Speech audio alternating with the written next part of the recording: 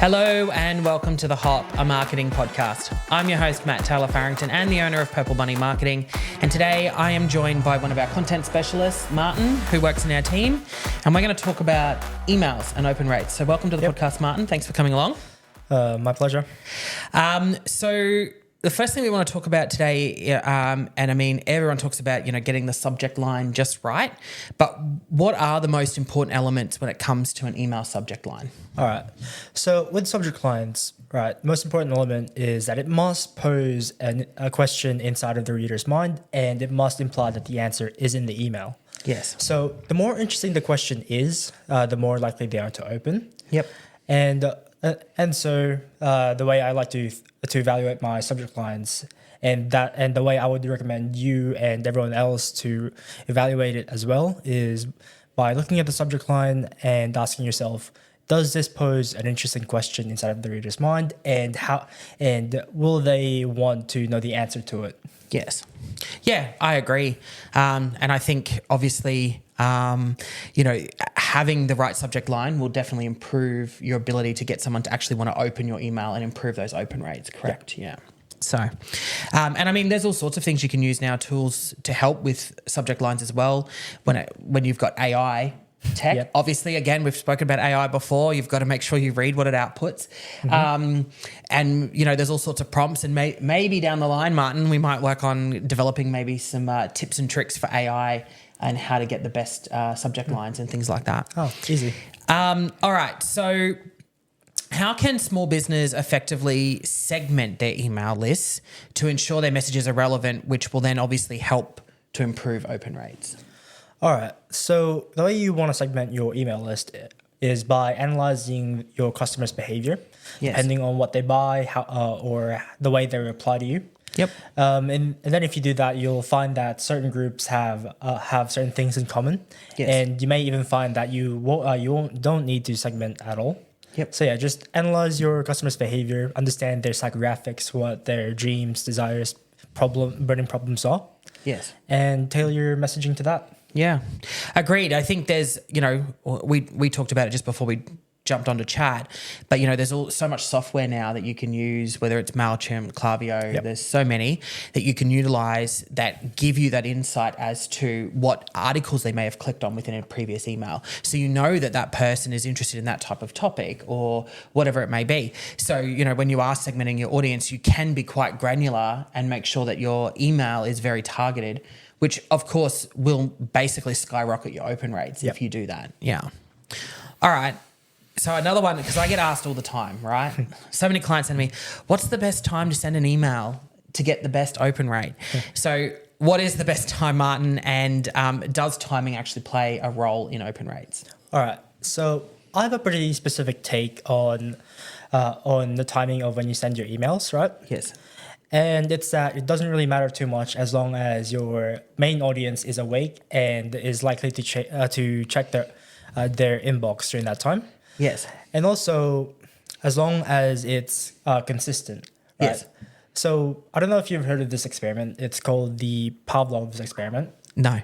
Okay, so basically what Pavlov did is that he would ring a bell whenever he fed his dogs, and then he did that over a period of time, and it got to a point where every time he rings a bell, his dogs would salivate. Yes. So I think that principle could apply here, where you create routines, and then at a certain time, your audience can expect an email from you. Yes.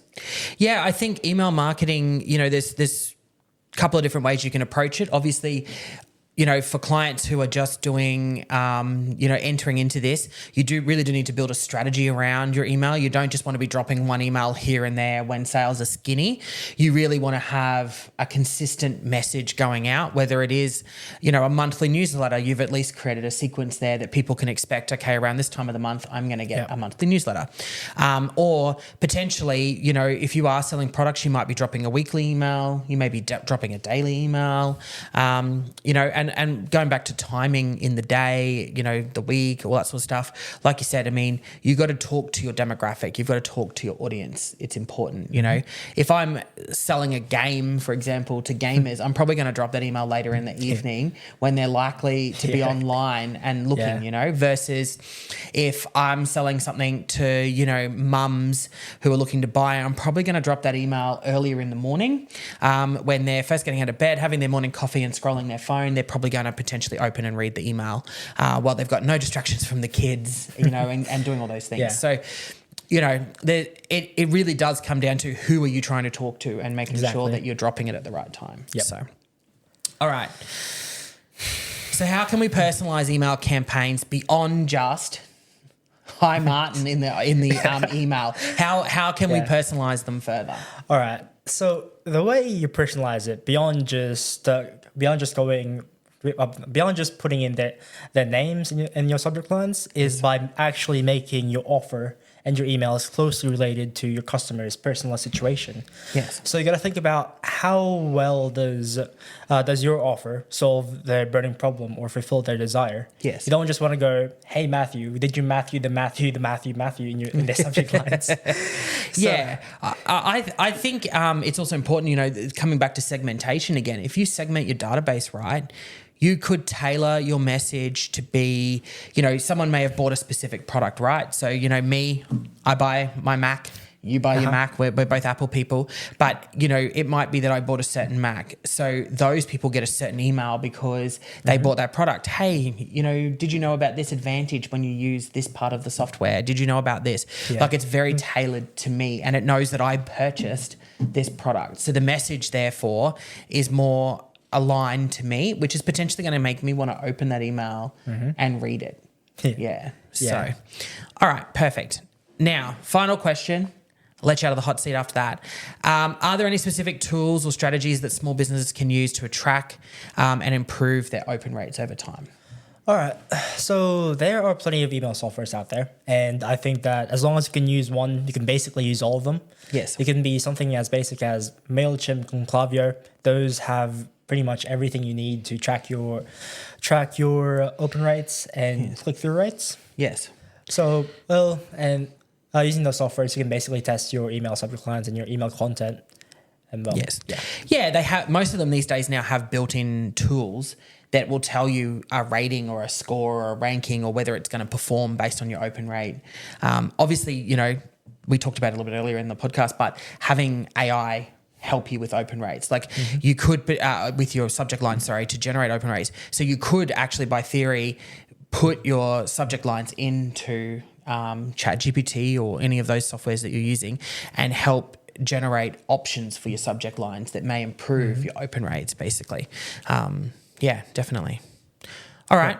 Well, thank you for jumping on the podcast, Martin, to have a chat about open rates and how people can potentially improve their email marketing performance. Yep. Thanks for your time. Appreciate it. Oh, my pleasure. All right. Thanks for tuning into The Hub.